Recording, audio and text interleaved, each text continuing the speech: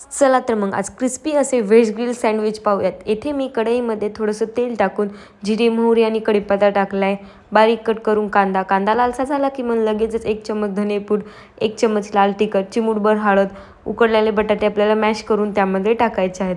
चवीनुसार मीठ टाकून आपल्याला व्यवस्थित ते मिक्स करून घ्यायचं आहे आणि त्याला साईडला थंड होण्यासाठी ठेवून द्यायचं आहे। चला तर मग आपल्याला सलाडमध्ये काय काय लागणार आहे ते आपण पाहूया।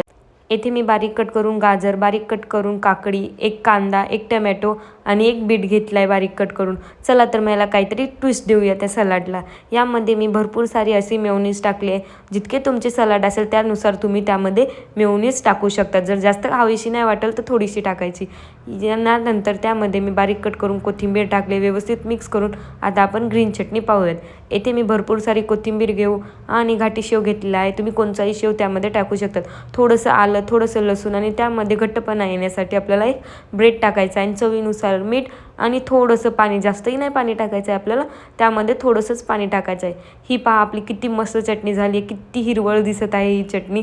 चला तर मग आपण सँडविच तयार करूयात। हे पहा इथे मी 2 ब्रेडचे स्लाइस घेतले आहे। एका ब्रेडवर मी टोमॅटो केचप लावून घेत आहे आणि एका ब्रेडवर आपल्याला ग्रीन चटणी लावून घ्यायची आहे।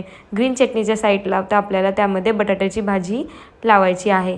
हे पहा अशा प्रकारे थोडीशी भाजी घेऊन आपल्याला सर्वीकडे ते पसरून लावून घ्यायचे आणि एका साईडला आपल्याला आपण जे सलाड घेतले होते ते त्यामध्ये टाकायचे आहे। सलाडमध्ये आपल्याला बिलकुल मीठ टाकायचं नाही, नाहीतर त्याला पाणी सुटेल।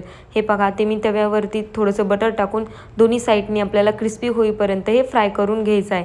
हे पहा अलगदपणे आपल्याला ते पलटून घ्यायचं आहे। तयार आहे आपले व्हेज ग्रिल सँडविच क्रिस्पी असे।